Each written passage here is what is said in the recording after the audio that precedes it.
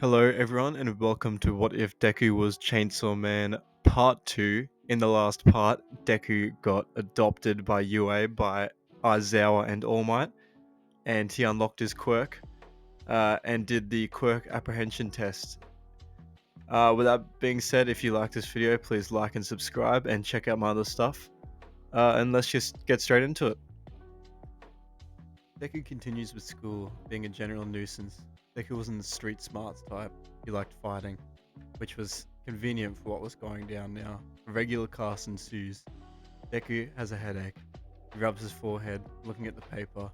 It's a simple math equation, 9 times 5. Deku closes his eyes and is about to blurt out an answer before he's stopped by All Might, who is currently walking through the door like a normal person. The class goes nuts, even Deku. Like, he's a celebrity, even where he grew up, being more like a god figure to everyone. All Might would explain today's hero training and press a big red button before suitcases come through. He explains that hero costumes and they meet outside. Deku's costume is just a t-shirt that says Chainsaw Man, like he's lame as. It's a simple man type of deal. Everyone's grossed out by this. They all draw lots and regular fights are started. Deku and Uraraka make their way to the start of the building. Deku would genuinely be nervous and wouldn't talk much. She would want to talk strategy, but he would fumble words and twiddle his fingers around. When the bell went off, Deku would screech off, trying to avoid an awkward situation, talking to his first girl. Deku would screech off. Huh. Deku would run up the first set of stairs before running into Bakugo. Bakugo wasn't mad, but more his ego needed to know who would win. Deku beat his ball throw and got close in the practice test. He had to know. They rushed at each other. Bakugo sends a huge right, which Deku tanks. He didn't know Bakugo's quirk and paid the price. Deku would come out of the smoke with a big bruise patch. The class winces and Deku smiles, grabbing a vial before drinking it.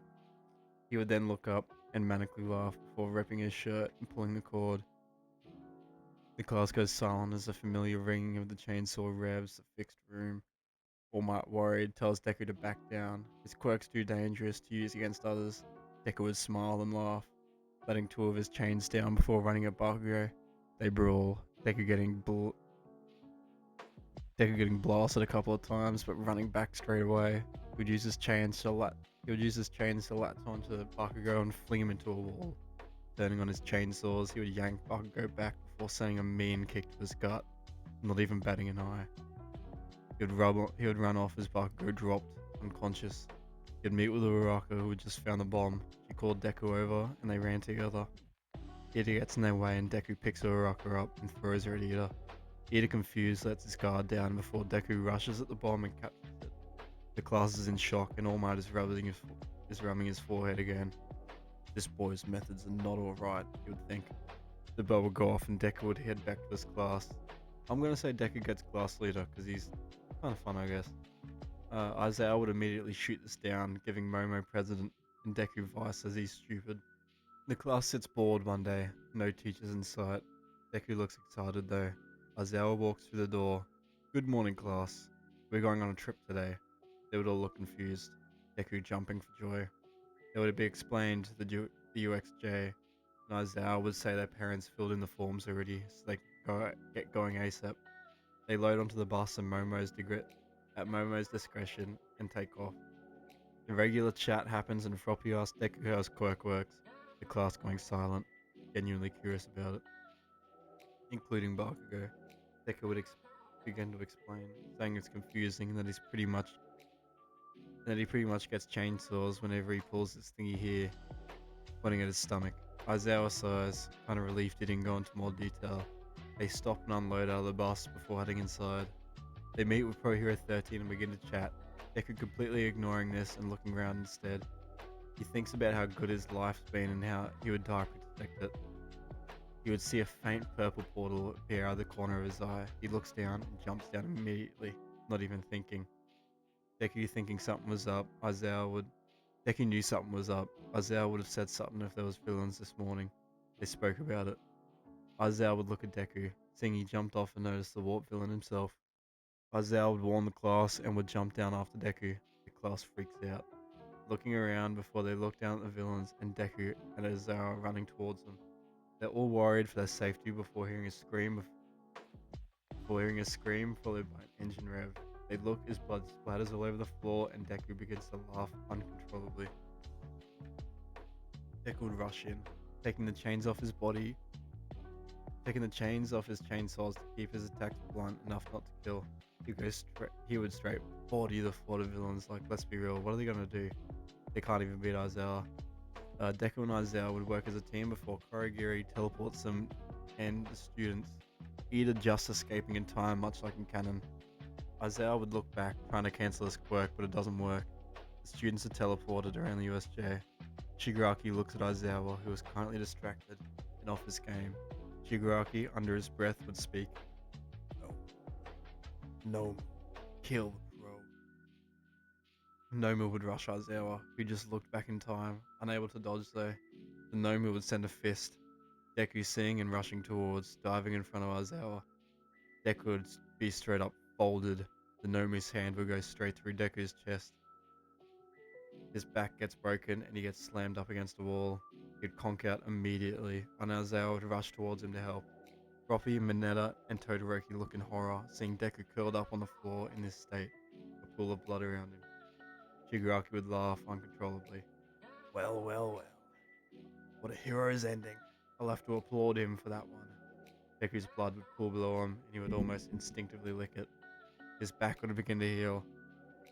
Aizawa would yell, cutting his hand open as a wide gash before drilling the blood into Deku's mouth. He leans in and whispers, "Don't hold back this time," before yanking the cord.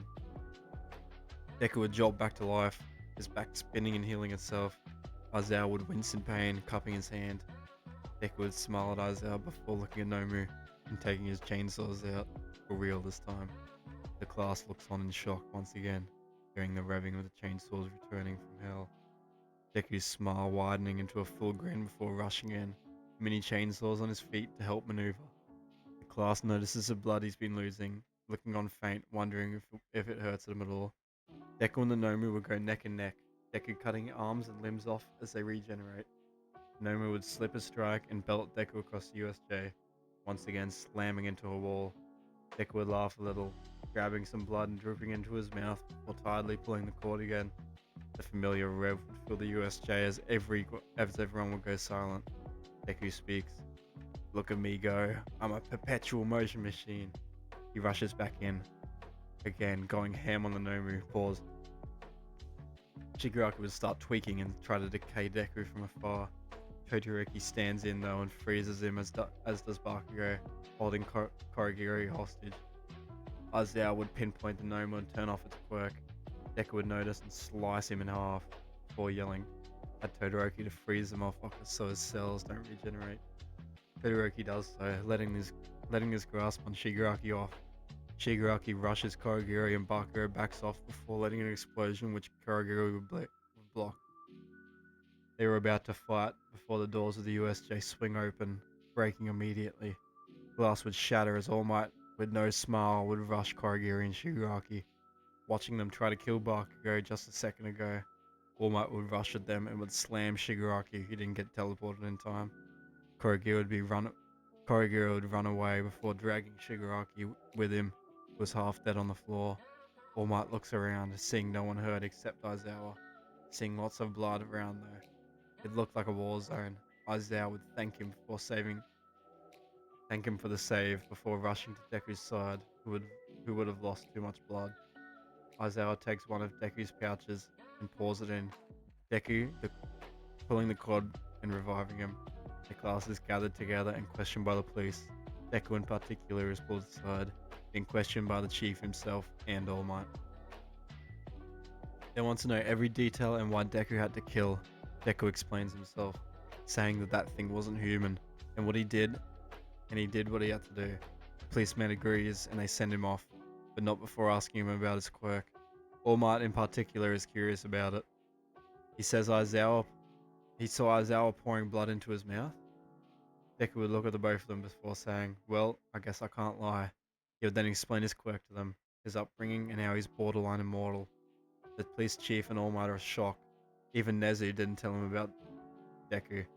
They must be keeping this under wraps completely. All Might would be kicking himself for not picking Deku for one for all. An immortal hero who's with clear determination, being a symbol for a lifetime coming. A lifetime's coming.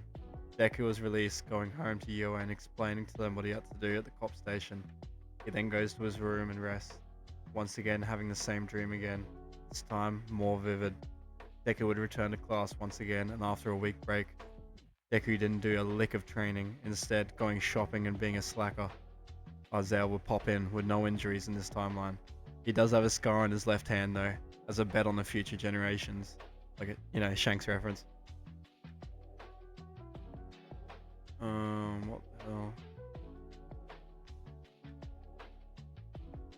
Isaiah would go on to explain the UA Sports Festival, a fact Deku knew already as he saw the facility setting up days prior. He would explain the severity of it, talking about internships and offers from pro hero agencies. From there, work in the UA, work in the UA Sports Festival. He had warned them all that eyes will most likely be on them, and all as they just went through a villain attack, and that it's no pressure. The class looks defeated before being dismissed and given 1 week to train. Deku figures he won't be able to use his chainsaws in this, at least not with the chains, and he needs to find a way to win without resurrecting if possible. He'd think hard, putting a pair of glasses on and staring at a notebook, pen in hand.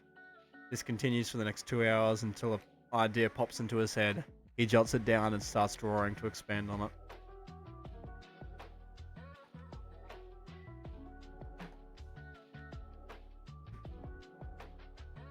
Pull up.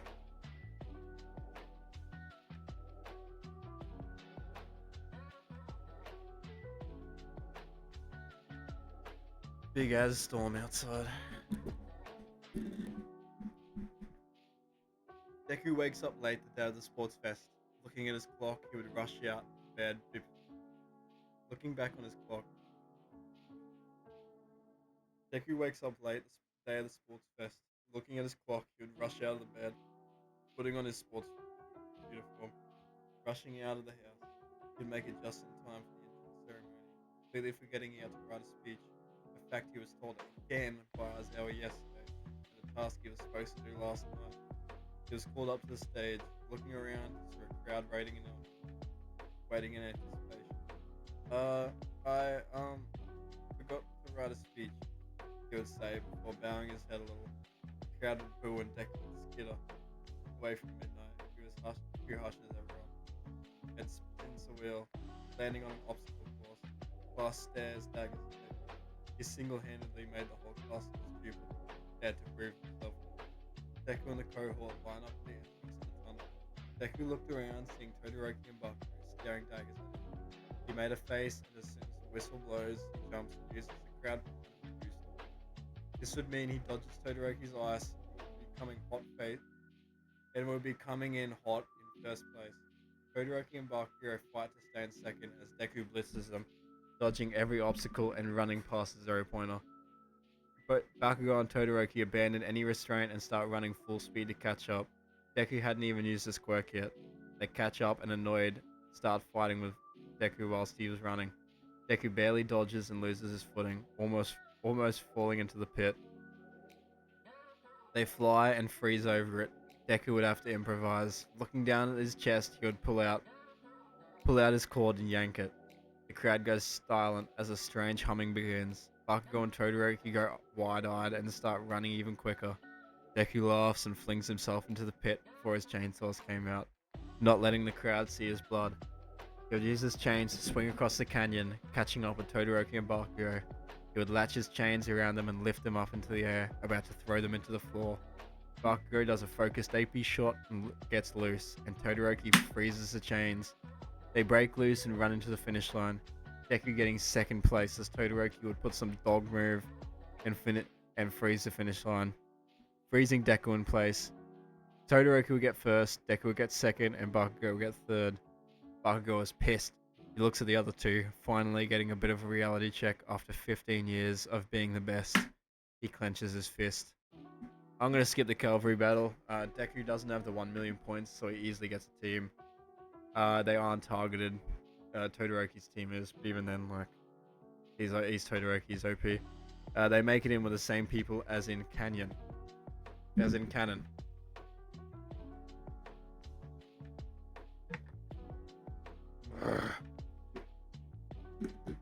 Deku was then thrown into the 1v1 battles against Shinso, much like in Canon. Now, Deku is a dumbass, let's be real. A more punch first, talk it out later type of guy. Shinso would immediately start talking shit. Deku would get pissed and fall for his trap. Deku would be booted out just like that. Deku wakes up outside the ring. He looks around, falling to his knees in defeat. Let's be real, Deku ain't winning against Shinso. Like, he isn't going to figure out his powers anytime soon. He'd walk out of the stadium and meet the rest of his class in the stands, getting 10th all up. Deku was genuinely seething over his loss, thinking it's unfair he lost to shit talk. His classmates would cheer him up and they would make him look on the bright side.